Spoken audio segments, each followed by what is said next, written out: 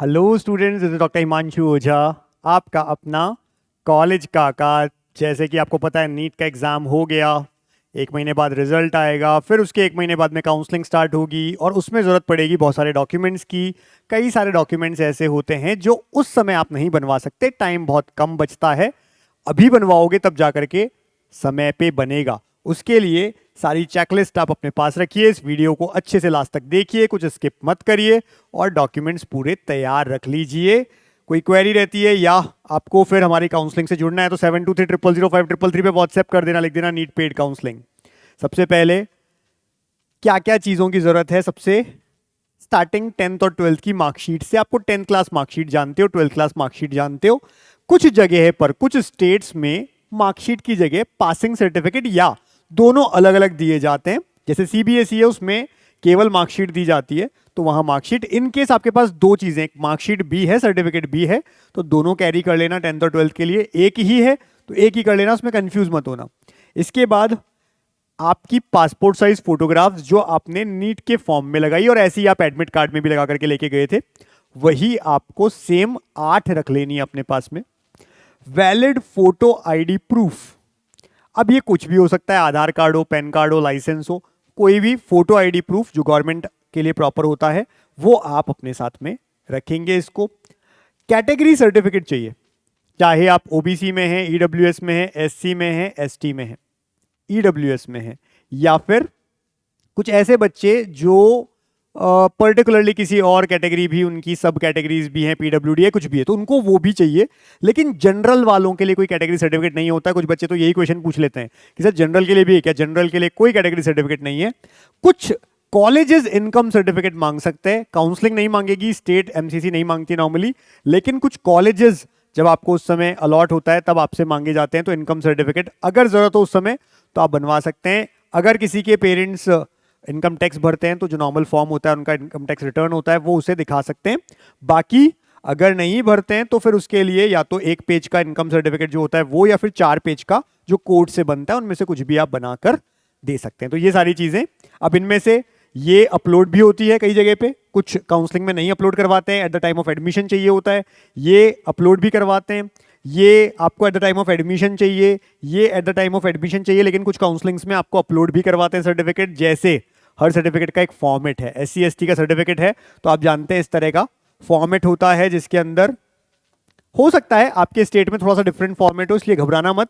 इस तरह का एक ये फॉर्मेट है और ये लास्ट ईयर एमसीसी काउंसलिंग का ही है, इसलिए इस तरह का होता है। और कास्ट सर्टिफिकेट, खासकर एससी एसटी का जो कैटेगरी सर्टिफिकेट है, उसके लिए कोई भी वैलिडिटी नहीं है। ऐसा नहीं है कि मेरा 2 साल पुराना है, वापस रिन्यू करवाना है क्या? एससी एसटी में ऐसा नहीं होता है, ओबीसी और ईडब्ल्यूएस में होता है। तो ये आपको इस तरह का सर्टिफिकेट, लेकिन अगर इसमें थोड़ा बहुत चेंजेस भी हो, ऐसे कॉन्स्टिट्यूशन लिख रखा है 1950 और इस तरह से 1951 वगैरह, तो ये सही है। और थोड़ा बहुत भी चेंज हो तो चलेगा, लेकिन प्रॉपर होना चाहिए, इंग्लिश में होना चाहिए। अगर हिंदी में है तो वो स्टेट का है, इंग्लिश में चाहिए आपको ऑल इंडिया के लिए, इसलिए दोनों अलग अलग रखवा लेना। कुछ स्टेट्स में आपको कहा जाएगा कि यहां पर सेंट्रल और स्टेट का सेम ही होता है और इंग्लिश में ही देंगे, तो कोई दिक्कत की बात नहीं है। जहां अलग अलग है वहां पे अलग अलग चाहिए आपको। ऑल इंडिया का चाहिए, वहां पर सेंट्रल का, और स्टेट वाला स्टेट में काम आएगा। इसी तरह से ओबीसी का सर्टिफिकेट कुछ इस तरह का फॉर्मेट होता है, ओबीसी के सर्टिफिकेट का एनसीएल के लिए होता है ये, और 1 अप्रैल के बाद नया बना हुआ होना चाहिए, याद रख लेना भैया। आपने पहले कुछ भी बनवा रखा था, कभी का भी था, भूल जाओ। अभी 1 अप्रैल के बाद अगर नया है तो चलेगा। अब वो अप्रैल में बने, मई में बने, जून में बने, लेकिन काउंसलिंग आपकी जब हो रही है उस समय आपके हाथ में होना चाहिए, तो ये बनवा लो। और ये आपको किस किस से बनवाना है नीचे लिखा हुआ रहता है।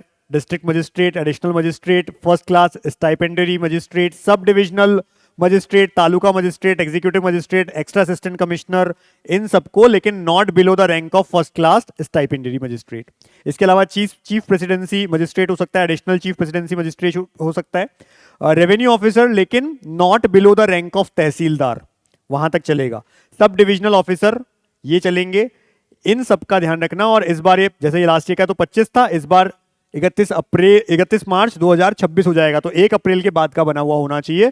असेसमेंट होगा लास्ट ईयर के आपके उसके अकॉर्डिंग। तो 1 अप्रैल के बाद नया बना हुआ इस तरह का एक सर्टिफिकेट सेंट्रल में चलेगा, इंग्लिश में ही बना हुआ होगा। स्टेट में आपका कैसा सर्टिफिकेट होता है ओबीसी का, वो स्टेट में चलेगा, दोनों अलग अलग होंगे। स्टेट वाला स्टेट काउंसलिंग में काम आएगा, सेंट्रल वाला ऐसा वाला एमसीसी में काम आएगा। लेकिन ऐसा नहीं है कि कोई एक बनवा लो दोनों जगह काम आएगा, याद रखना इस चीज को। फिर आता है ईडब्ल्यूएस सर्टिफिकेट। ईडब्ल्यूएस का भी परफॉर्मा कुछ ऐसा होता है, यहां पर गवर्नमेंट ऑफ इंडिया जो नॉर्मल है ऐसे नहीं लिखा जाएगा, गवर्नमेंट ऑफ इंडिया क्या लिखा जाएगा, गवर्नमेंट ऑफ वेस्ट बंगाल, राजस्थान, दिल्ली, तो उस स्टेट का नाम लिखा होता है। इसलिए कभी ये मत सोचना कि अगर सेंट्रल का फॉर्मेट है तो ये लिखा रहेगा, इन चीजों का ध्यान रखना, ठीक है।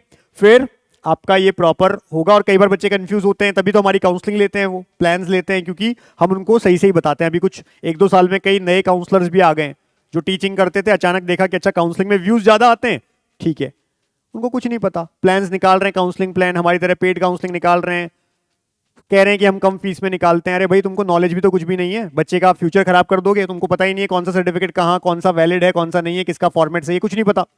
तो भैया बचना है ऐसे लोगों से जो अच्छे पुराने लोग हैं, समय से काम करवा रहे हैं। एक बार उनकी प्रोफाइल जाके चेक कर लो, यूट्यूब देख लो कितने साल पुराने काम कर रहे हैं, कितने साल से कर रहे हैं। जिनको अच्छा टाइम हो गया है, वो सब एक्सपीरियंस्ड है, उनके साथ आप जाइए, इन चीज़ों का ध्यान रखिए। यहाँ पर बच्चों को दिक्कत आती है क्योंकि ओबीसी में भी, ईडब्ल्यूएस में भी फॉर्मेट में वहाँ पर एडमिशन हो भी जाता है, लेकिन कॉलेज पहुँचते हैं रिजेक्ट कर देते हैं क्योंकि सही फॉर्मेट में नहीं होता है। तो ये ईडब्ल्यूएस में इस तरह का सेंट्रल का बनेगा, लेकिन गवर्नमेंट जिस भी स्टेट की है वहाँ का नाम लिखा रहता है। ये सारे पॉइंट्स जो हैं वो इंपॉर्टेंट है सेंट्रल के लिए। स्टेट में कई जगह पे ये फॉर्मेट है तो चेंज हो जाता है, या हिंदी में होता है या कुछ भी, तो वो नहीं चलेगा। और ईडब्ल्यूएस सर्टिफिकेट भी 1 अप्रैल के बाद का नया बना हुआ होना चाहिए इस साल, याद रख लेना ये बात। अगर स्टेट में आपका ऐसा ही है, सब कुछ सेम है, तो दोनों में चल जाएगा, सेंट्रल और स्टेट में ईडब्ल्यूएस का। ओबीसी के लिए नहीं बोल रहा हूं मैं, स्टेट के लिए। जबकि ईडब्ल्यूएस में अगर सेंट्रल में आपका ये सब है और स्टेट में आपके ये क्राइटेरिया में से कोई भी क्राइटेरिया चेंज हो रहा है तो दोनों अलग अलग बनेंगे। और अगर हिंदी में आ रहा है तो भी स्टेट का अलग होगा, इंग्लिश वाला ही चलेगा ईडब्ल्यूएस का, यहां पर 1 अप्रैल के बाद बना हुआ। ये सारी बातें ध्यान रखना। फिर बात कर लेते हैं एप्लीकेशन फॉर्म नीट का। जो नीट का फॉर्म आपने भरा था, जिसको कंफर्मेशन पेज कहते हैं, वो सेव रखो। अगर आपके पास अभी प्रिंट नहीं है तो भी सेव रख लो उसकी कॉपी। नीट के अगर अभी एनटीए नीट की वेबसाइट पे मिल जाए तो वहां से कंफर्मेशन पेज निकाल लो और ईमेल आईडी पर अपने सेव रख लो, जिससे मिस ना हो, कभी फाइल भी करप्ट हो जाए तो भी आपके पास रहे। तो ये आपका फॉर्म जिसको कहते हैं कंफर्मेशन पेज कहते हैं नीट का, इसकी जरूरत पड़ेगी। एडमिट कार्ड के पहले पेज की जरूरत पड़ेगी। अब ये मत कहना सर वो तो इन्विजिलेटर ने ले लिया था, वो नहीं चाहिए। जो आपकी कॉपी आई थी, आपने प्रिंट निकाली थी, उससे पहले जो सॉफ्ट कॉपी है उसी को सेव रख लो अगेन। और इसकी भी केवल इतनी जरूरत है कि ये फोटो, साइन और सब चीजें लिखी हुई हो। यहां इन्विजिलेटर के साइन नहीं भी होंगे चलेगा, यहां पे इन्विजिलेटर के साइन नहीं है चलेगा, फर्स्ट पेज की ही जरूरत पड़ती है एडमिट कार्ड की, तो इसे भी आप सेव रख लो। या फिर आप क्या कर लोगे, इसे भेज दोगे अपने जो भी ईमेल आईडी है उस पर, जिससे कि सेफ रहेगा। आगे चलते हैं। नीट का रिजल्ट, जब नीट का रिजल्ट आएगा तो वो रिजल्ट की कॉपी भी आपको चाहिए, तो उसको भी आप सेव रखना और उसकी कॉपी भी साथ में चाहिएगी at the time of admission. फिर अब होता है देखो important at the time of admission. ये सब जो मैं दिखा रहा हूं यहां पे अब वाले, ये काउंसलिंग के फॉर्म में जरूरत नहीं होती है, लेकिन एडमिशन के टाइम आपको कॉलेज में देना होगा। जैसे टीसी, ट्रांसफर सर्टिफिकेट जिसको बोलते हैं, इसी का एक और नाम है स्कूल लिविंग सर्टिफिकेट। कहीं पर एसएलसी बोलते हैं स्कूल लिविंग सर्टिफिकेट, कहीं पर बोलते हैं ट्रांसफर सर्टिफिकेट, टीसी, ठीक है ना। तो जो भी आपके पास लिखा हुआ हो, टीसी होती है कब की, अगर आप 12th के बाद में आपने कोई भी कोर्स ज्वाइन नहीं किया था, ड्रॉप किया है, या जस्ट 12th किया है, या 4 साल हो गए ड्रॉप किए हुए, लेकिन कुछ भी ज्वाइन नहीं किया है, तो 12th की आपके पास में टीसी और माइग्रेशन होगा। लेकिन अगर आपने बीच में कुछ भी ज्वाइन किया है तो वहां से आपको टीसी मिलेगी, याद रखना। अगर कोई कॉलेज ज्वाइन कर लिया, जो भी कर लिया, वहां से आपको टीसी मिलेगी, वहीं से माइग्रेशन मिलेगा। टीसी जनरली मिलती है उस स्कूल, उस कॉलेज से, और माइग्रेशन मिलता है बोर्ड से या यूनिवर्सिटी से। जैसे आप सीबीएसई बोर्ड में थे, वहां से माइग्रेशन सर्टिफिकेट मिलेगा, कोई स्टेट बोर्ड में थे, वहां से माइग्रेशन सर्टिफिकेट मिलेगा अगर 12th से आए हो तो। लेकिन आपने बीच में अभी कोई कॉलेज किया है तो फिर जो यूनिवर्सिटी है, जिस कॉलेज, वो कॉलेज जिस यूनिवर्सिटी के अंडर आता है, वहां से माइग्रेशन सर्टिफिकेट मिलेगा। तो ये होता है। अगर आपको अपना देखना है, जो डिजी लॉकर है उसमें भी जाकर देख सकते हो, सीबीएसई वाले अगर अपलोड करते हैं वहां पे अभी, क्योंकि रिसेंट पिछले 1-2 साल में ऐसा भी आया था कि नहीं दे रहे थे, तो कोई बात नहीं, लेकिन अगर देते हैं तो आपको रखना है दोनों चीजें, टीसी भी जरूरी है, माइग्रेशन भी रखना अपने पास। फिर नेक्स्ट है कैरेक्टर सर्टिफिकेट। इस तरह का फॉर्मेट होता है, एक बार देख लो आप आराम से। ऐसा फॉर्मेट आप टाइप भी करवा सकते हो, अपने पास टाइप कर सकते हो, कोई दिक्कत की बात नहीं है। और स्टेशनरी जो होती है आपके वहां पे कोई स्टेशनरी की शॉप्स हो, वहां भी मिल जाते हैं कैरेक्टर सर्टिफिकेट। तो होता क्या है, या तो आप 12th से जस्ट आए, अपने स्कूल से अभी आपको कैरेक्टर सर्टिफिकेट मिला है, उसको तो सेव रखना ही रखना। कुछ जगह पे वही वाला मांगते हैं कि जो स्कूल में आपने दिया था, चाहे वो 4 साल हो गया पुराना, लेकिन स्कूल वाला ही चाहिए हमको, तो जो भी 12th से लास्ट मिला था, तो वो भी सेव रखना। उसके अलावा 6 महीने अभी नया नया यानी 6 महीने पुराना ना हो। अब सोचो अगर किसी ने जस्ट 12th की है इस साल, तो उसके पास तो होगा। उसके अलावा कोई भी है तो उसके पास तो पुराना हो चुका है, तो 6 महीने नया भी होना चाहिए आपके पास में। वो क्या करना है, उसके लिए ऐसा फॉर्मेट आप ले लो, चाहे स्टेशनरी से या साइन कर लो, और या फिर खुद अपने टाइप कर लो अपने पास, और इसे आप ले जाके या तो अपने स्कूल प्रिंसिपल को, और जो भी अगर कॉलेज से है तो कॉलेज का प्रिंसिपल, स्कूल का प्रिंसिपल, हेडमास्टर, उनसे साइन करवा लेंगे। वो मना कर दें कि नहीं आपको 2 साल हो गए, अभी हम नहीं करेंगे इस पे साइन, तो फिर आपके पास और भी कई ऑप्शन है, जैसे गेजेटेड ऑफिसर्स, कोई भी प्रोफेसर गवर्नमेंट हो सकता है जिनकी सील साइन होती है, गेजेटेड है वो, डॉक्टर्स चल जाएंगे। इसके अलावा अगर आपके एरिया के एमएलए, एमपी, कोई भी चल जाएगा। और इसके अलावा एक और, जो आपके इवन पार्षद भी चल जाएंगे। और इसके अलावा फिर भी कुछ ना मिले तो पुलिस से करवा लो। ये सारे ऑप्शंस आपको मिलते हैं, इसलिए कोई घबराने की बात नहीं है, इनको भी बना लेना कैरेक्टर सर्टिफिकेट को। फिर आता है नेक्स्ट गैप सर्टिफिकेट या गैप एफिडेविट जिसको हम बोलते हैं। कोर्ट से बनता है, 100 रुपए के स्टैंप पे भी, कुछ जगह पे 50 रुपए के स्टैंप पे बनाते हैं, और कुछ जगह पे 10 रुपए का। अब 10 रुपए का स्टैंप कई जगह पे बंद हो चुका है, तो ये तीनों ही वैलिड है, 10, 50, 100। आप अपने नोटरी से जाके पूछना, वो जितने का बोले आप बनवा लेना। ऐसा फॉर्मेट होता है, इस फॉर्मेट को आपको लेके जाना है। ऐसा फॉर्मेट आप ले लेंगे, ठीक है जी, और इस फॉर्मेट को आप क्या करेंगे, लेके जाएंगे। अब या तो यहां पर ये लिख रखा होगा जो भी आपका नाम पूरा एज, अब आप लिखेंगे अगर स्कूल से किया है आपने तो 12th का यहां पे रहेगा, और का मतलब है ये उस बच्चे के लिए लाइन जो कॉलेज से आया है, ठीक है, जिसने लास्ट कंप्लीटेड माय डैश, यानी जो भी कॉलेज है, बीएससी, एमएससी जो भी किया है आपने वो। अगर आपने जस्ट 12th की है तो ये और के बाद वाला मत लगाना, हमने इसमें दोनों चीज इसलिए दी है कि या तो ये होगा क्राइटेरिया या ये होगा, तो ये ऐसे बनवाया जाता है।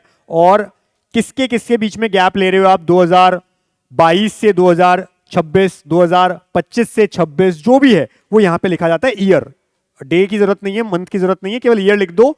क्या किया आपने, pursue my studies for NEET, क्योंकि मैंने नीट के लिए किया, अब यूजी कर रहे हो इसलिए यूजी लिख दोगे आप, इसलिए किया, और कहां से किया, एट कॉलेज, यूनिवर्सिटी या होम, तो होम लिख दोगे, घर से किया, जो भी करना है आपको, ठीक है। ये करके आप साइन करवाएंगे, सील लगवाएंगे, और नोटरी इस पे करके देगा प्रॉपर्ली, तो आप ऐसा एफिडेविट लेकर के जाएंगे। और मैंने बता दिया 10, 50 या 100 रुपए पहले नोटरी से पूछ लेना, वो जितने का कहें उतने का स्टैंप लेकर के आना, उसके बाद ये भरना और उनको दे देना, वो कर देंगे, सील साइन लगा देंगे। किसे बनवाना है ये समझो, जिन्होंने गैप लिया है। अब कई बार अगर आप ये सोचते हैं कि मैंने तो 10th के बाद में एक गैप हो गया था, 11th के बाद हो गया था, वो नहीं माना जाएगा, उसके बाद तो आपने 12th कर ली। 12th के बाद अगर गैप है, अब किसी का गैप था 12th के बाद 1 साल का, फिर उसने कॉलेज ज्वाइन कर लिया और अब की बार कॉलेज के साथ सेलेक्ट हो रहा है, तो उसको भी गैप नहीं बनवाना। गैप होता है कि इस साल 2026 में आपने नीट का एग्जाम दिया, 25-26 में आप क्या कर रहे थे। अगर 25-26 में आप कहीं पर पढ़ रहे हो, किसी भी स्कूल में, कॉलेज में, कहीं भी, तो आपको गैप की जरूरत नहीं है। फिर चाहे आपने पहले कभी गैप लिया हो, कोई फर्क नहीं पड़ता। 25-26 में आप कहीं भी पढ़ रहे थे तो वहां की टीसी माइग्रेशन आ जाएगी, गैप है ही नहीं, उसमें लिखा रहेगा टीसी इतने तारीख की है, वो इसी महीने की, इस साल की होगी, कोई दिक्कत ही नहीं है। लेकिन अगर आपने पिछले साल या उससे ज्यादा, या तो पिछला साल 25-26 या 24 से 26 या 23 से 26 अगर गैप लिया है, जिसमें आपने कहीं भी एडमिशन नहीं ले रखा था, घर पे पढ़ रहे थे या कोचिंग्स में पढ़ रहे थे, लेकिन कहीं एडमिशन नहीं लिया था किसी डिग्री कोर्स में, तो फिर आप गैप एफिडेविट बनवाएंगे और पीरियड लिखेंगे उस साल से उस साल तक के बीच, ठीक है ना। अब नेक्स्ट आता है क्या, ये है डोमिसाइल सर्टिफिकेट। जरूरत कब पड़ती है, स्टेट काउंसलिंग्स में मेनली। जिस भी स्टेट के आप हैं वहां का डोमिसाइल सर्टिफिकेट बनेगा। कहीं पर इसको मूल निवास प्रमाण पत्र कहा जाता है, कहीं पर इसको सामान्य निवास प्रमाण पत्र कहा जाता है, अलग अलग नाम से जाना जाता है, कहीं रेजिडेंशियल सर्टिफिकेट कह देते हैं। तो हर एक जगह पे किस नाम से वहां पर मिल रहा है वो सर्टिफिकेट आपको चाहिए। ये उसी फॉर्मेट में वो स्टेट बना करके आपको देता है, तो आप बनवा के रखो। इसकी कोई वैलिडिटी नहीं होती, किसी का अगर 2 साल पुराना है चलेगा, 3 साल पुराना है चलेगा, इसकी कोई वैलिडिटी नहीं है। तो ये सर्टिफिकेट आपके पास में होना चाहिए। और एक और चीज मैंने कहा, स्टेट के लिए तो जरूरी है ही, लेकिन ऑल इंडिया काउंसलिंग में अगर आपको महाराष्ट्र का कॉलेज मिल गया, मैं बार बार बोल देता हूं ये बात, महाराष्ट्र का कॉलेज मिल गया, तो भी वहां पर मांगा जाता है डोमिसाइल सर्टिफिकेट, क्योंकि वहां कहा जाता है नेशनैलिटी सर्टिफिकेट लाओ। नेशनैलिटी सर्टिफिकेट में वो इसको एक्सेप्ट करते हैं। तो इसलिए अगर कोई ऐसा बच्चा है जिसको जो सोच रहा है कि मुझे तो स्टेट काउंसिलिंग में पार्टिसिपेट ही नहीं करना है, ऑल इंडिया में करना है, मुझे इसकी क्या जरूरत, तो आपको ये जरूरत है कि आप एएफएमसी में जाओ या महाराष्ट्र के किसी भी कॉलेज में, अगर आपका एमसीसी से भी होता है ऑल इंडिया से, तो भी आपको डोमिसाइल सर्टिफिकेट की जरूरत है, इसलिए बनवा लेना। फिर बात कर लेते हैं नेक्स्ट, अलॉटमेंट लेटर। अब जब कॉलेज अलॉट होगा, जैसे ये कोई स्टेट का है या एमसीसी का है, जहां से भी अलॉट हो रहा है, तो वो अलॉटमेंट लेटर आपको लाना पड़ेगा। जैसे ये यूपी का था, ऐसे ही किसी स्टेट का या सेंट्रल का एमसीसी का हो सकता है। तो जो ऐसा अलॉटमेंट लेटर है वो आपको मिलेगा, अभी नहीं, जब आपको काउंसलिंग होगी, काउंसलिंग में आपको कोई कॉलेज अलॉट होगा तो अलॉटमेंट लेटर वो साथ लेकर के जाना होगा कॉलेज में एडमिशन के लिए, तो उस समय इसकी जरूरत पड़ती है। फिर स्टडी सर्टिफिकेट की मेन जरूरत पड़ती है कर्नाटका में। कहां पर, याद रखना, ये जरूरत पड़ती है कर्नाटका के अंदर, हर जगह जरूरत नहीं पड़ती है, कर्नाटका में पड़ती है। और उनके ब्रोशर में ये फॉर्मेट दे रखा है, इसे आप निकलवा करके, अगर कर्नाटका में आपका एडमिशन होता है तो आप अपने जो भी स्कूल के प्रिंसिपल हेडमास्टर हैं उनसे साइन करवाएंगे, इसे स्कूल वाले से ना, 12th लास्ट जो आपने किया था उससे आप इसको साइन करवाएंगे। ये रहेगा आपका कर्नाटका का स्टडी सर्टिफिकेट, ठीक है ना, यहां तक करवाएंगे। इसके नीचे का काम आपका नहीं है, ये तो ऑफिस वालों का है, तो यहां तक का काम करवाएंगे। ऐसे ही मेडिकल सर्टिफिकेट होता है, एनेक्शर एच बोला जाता है। ये क्या है भाई, मेडिकल फिटनेस सर्टिफिकेट है, समझिए इसको, मेडिकल फिटनेस सर्टिफिकेट है, हर जगह जरूरत नहीं है, जिसको हम कहते हैं मेडिकल सर्टिफिकेट, हेल्थ सर्टिफिकेट भी बोला जाता है कई जगह पे। मेडिकल फिटनेस ये महाराष्ट्र का फॉर्मेट है, क्योंकि महाराष्ट्र क्या करता है, नीट काउंसलिंग में भी मांगता है, एडमिशन में तो नहीं, उस तो मांगेगा ही मांगेगा, उससे पहले काउंसलिंग के फॉर्म में भी मेडिकल सर्टिफिकेट मांगता है। कौन, महाराष्ट्र, अगर आप स्टेट काउंसलिंग से जा रहे हो महाराष्ट्र में, बाकी जगह पे नहीं मांगते, लेकिन बाकी कुछ ऐसे कॉलेजेस हैं जो एडमिशन टाइम आपसे मांग सकते हैं, तो या तो कोई उनका फॉर्मेट हो, नहीं तो एक नॉर्मल फॉर्मेट में आप बनवा लेंगे, जिसको हेल्थ सर्टिफिकेट भी कहते हैं, मेडिकल सर्टिफिकेट भी कहते हैं, मेडिकल फिटनेस सर्टिफिकेट भी कहते हैं। तो ये आपको किसी भी डॉक्टर से बनवाना होता है, बेटर है आप किसी गवर्नमेंट डॉक्टर से बनवाइए, सील साइन लगवाइए प्रॉपर और इसको अप्रूव करवाइए। वैसा जरूरी नहीं है कि गवर्नमेंट हो, लेकिन प्राइवेट भी चलेगा, लेकिन मैं कहूंगा कि प्रेफर करिए कि उनके पास में प्रॉपर सील वगैरह हो, रजिस्टर्ड हो, तो ये आप करवा लेंगे। ऐसा ये अभी किसी को पहले बनवा के नहीं रखना है, किसी को भी, चाहे महाराष्ट्र में जा रहे हैं तो भी पहले मत बनवाइए, उस टाइम बनवाइए, क्योंकि अभी की आपकी हेल्थ कैसी है, फिटनेस कैसी है, उस समय कैसी होगी 3 महीने बाद, उस समय का ही आपको चाहिए, इसलिए अभी जल्दबाजी मत करिएगा इसके लिए। नेक्स्ट, ये है इक्विवेलेंसी सर्टिफिकेट। हर जगह जरूरत नहीं होती है, कुछ स्टेट जैसे तेलंगाना में इक्विवेलेंसी सर्टिफिकेट की जरूरत होती है। इसके लिए अगर आपको कॉलेज अलॉट हो जाए तब तक कुछ मत करना, अगर कॉलेज अलॉट हो जाए, अलॉट होते ही इस वेबसाइट पे जाना, जो कि तेलंगाना की गवर्नमेंट की वेबसाइट है, tgbienew.cgg, ये इनकी तेलंगाना बोर्ड की वेबसाइट है, वहां जाना है, Telangana board of intermediate education. यहां जाकर देखो लिखा हुआ आ जाएगा, इनके होम पेज पे जाओगे तो स्टूडेंट ऑनलाइन सर्विसेज दे रखी होंगी, उसमें जाओगे तो लिखा रहेगा इक्विवेलेंसी सर्टिफिकेट। जबकि तेलंगाना का कोई बच्चा है तो माइग्रेशन वगैरह भी यहां से निकलवा सकता है, पर अगर अदर स्टेट बोर्ड से हैं आप तो आपको इक्विवेलेंसी सर्टिफिकेट की जरूरत होती है, अदर स्टेट बोर्ड वालों को। तो उसके लिए कॉलेज अलॉट होने के बाद में जाओ, पहले मत करो कुछ भी, बाद में इस वेबसाइट पे जाके होम पे स्टूडेंट ऑनलाइन सर्विसेज और इक्विवेलेंसी सर्टिफिकेट पे चले जाओ। अप्लाई करने के लिए कहा जाता है, आप अप्लाई करो, कुछ फीस भी होगी, वो दो, आ जाएगा ऑनलाइन। तो ये एक तरीका है। ऐसे ही हमारे साथ अगर आपको जुड़ना है तो आप जानते हैं, नंबर आपके सामने बार बार दिख रहा है, 72300533, व्हाट्सएप कर देना इस पे, या फिर नीट काका जेई ऐप पे जाइए, नीट काउंसलिंग के लिए आप टॉप कोर्सेज में जाइए, नीट काउंसलिंग में जाइए, टॉप कोर्सेज के बाद में नीट काउंसलिंग में आपको अलग अलग प्लान्स मिलेंगे। ये एमबीबीएस और बीडीएस के भी प्लान्स हैं, साथ में आयुष वेटेरिनरी के प्लान भी हैं, 2, 1 और 2 प्लान्स, 6 प्लान आपको मिलेंगे एमबीबीएस बीडीएस के, जिसमें all India counselling, state counselling सब कुछ करवाई जाती है। हर एक प्लान का डिटेल आप आराम से पढ़िएगा, किस में क्या सर्विसेज आपको मिल रही हैं, जो आपको अच्छा लगे वो आप ले सकते हैं। और अगर किसी को केवल आयुष और वेटेरिनरी काउंसलिंग करनी है तो उसकी भी हमारे 2 प्लान्स है, फर्स्ट और second. First government college plan का है, second government plus private plus deemed सभी के लिए है, जिसमें बीएएमएस, बीएचएमएस, बीयूएमएस और वेटेरिनरी चारों की काउंसलिंग हो जाती है, ऑल इंडिया स्टेट सब। तो इस तरह से ये प्लान्स आप डायरेक्टली जाके परचेज कर सकते हैं, कोई कूपन कोड लगाने की जरूरत नहीं है। ये अलग अलग प्लान है, 3, 4, 5, 6, और जो भी आपको लेना हो आप हमारे ऐप से ले लेंगे। जबकि अगर आपको कोई क्वेरी हो या आपको ये पूछना है कि काउंसलिंग का ब्रोशर भेज दो, आपको डिटेल जाननी है हर एक प्लान की, तो 72300533 पे लिखना नीट पेड काउंसलिंग, इतना सा लिख देना, या नीट काउंसलिंग ब्रोशर लिख देना, हमारी टीम भेज देगी। जुड़ जाइए और जुड़ने के बाद भी इस नंबर पे व्हाट्सएप कर देना कि हमने प्लान परचेस कर लिया है। लेकिन किसी को अगर बाहर अब्रॉड में एमबीबीएस करने जाना है, क्योंकि हमारे 2000 से ज्यादा बच्चे अब्रॉड में एमबीबीएस कर रहे हैं और बहुत कम फीस में कर रहे हैं, तो अगर यहाँ की अफोर्डेबल नहीं होती है, इंडिया में फीस हाई है और आपको लगता है कि नहीं करनी है, तो आप 7412028919 पे व्हाट्सएप करें। 30 से 35 लाख का बजट लेके चले, एक साथ फीस नहीं देनी होती है, हर साल का 5 से 6 लाख रुपए आपको देना होता है। अगर ये आपके पास है तो आप अगर अब्रॉड में एमबीबीएस करना चाहते हैं तो इस नंबर पे व्हाट्सएप कर देना, हमारी टीम पूरी हेल्प करेगी और वहां बैठे बच्चे से भी, यूनिवर्सिटी में जो बैठे हैं अब्रॉड में, उनसे भी आपकी वीडियो पे बात करवाएगी, प्रॉपर आपकी काउंसलिंग करेगी, लेकिन आप आराम से इसको करें। और इस तरह से इंडिया में अगर कोई भी काउंसलिंग के लिए आपको ब्रोशर का पूछना है तो 72300533। ऐसे लोगों से बचना जो फ्रॉड करते हैं, क्योंकि अब्रॉड में भी बहुत फ्रॉड होता है। इंडियन काउंसलिंग में भी अभी कुछ रिसेंट ईयर्स में ऐसा हुआ है 1-2 साल में कि हर टीचर जो कि कल तक टीचिंग कर रहा था वो भी काउंसलिंग करवाने लग गया, क्योंकि उसको लगता है काउंसलिंग में ज्यादा व्यूज है। तो ऐसे लोगों से बचना, आप काउंसलिंग करवाइए। खूब सारे लोग इंडिया में बहुत एक्सपीरियंस्ड हैं, एक बार उनके यूट्यूब चैनल पे जाइए, उनके प्लेटफॉर्म को सर्च करिए, देखिए कितने साल से करवा रहे हैं काउंसलिंग, उसके बाद आप उन पर ट्रस्ट करिए। मैं बस यही चाहूंगा आप गलत हाथों में ना जाएं, क्योंकि इतना अच्छा एग्जाम देने के बाद भी अगर आप एक गलती कर बैठते हैं केवल ये सोच के कि ये एक काउंसलिंग एक्सपर्ट है, बहुत अच्छे हैं, लेकिन इनकी फीस थोड़ी ज्यादा है, इनकी फीस थोड़ी कम है, चलता है, तो भाई रोड पर भी जूते मिलते हैं और ब्रांड के भी जूते मिलते हैं। आप कहां जाने के पसंद करते हैं? अगर रोड के लेते हैं तो हमेशा डर भी रहता है कि 1 साल में टूट सकते हैं, कभी भी खराब हो सकते हैं, वो तो फिर भी जूते हैं, कोई खराब नहीं होगा, एक्सीडेंट नहीं हो जाएगा। यहां लाइफ का सवाल है, बहुत बड़ा नुकसान हो सकता है, इसलिए कह रहा हूं एक्सपीरियंस लोगों के साथ जाइए, मेरे साथ नहीं, लेकिन जो भी लोग हो एक्सपीरियंस दो, प्रॉपर आपको गाइड कर पाए। Wish you all the best, अच्छे से अच्छे कॉलेज में पहुंचना है, डिजर्विंग कॉलेज में पहुंचना है, और जो हमारे साथ रहेंगे उनको हम कॉलेज तक पहुंचा देंगे। Wish you all the best, thank you.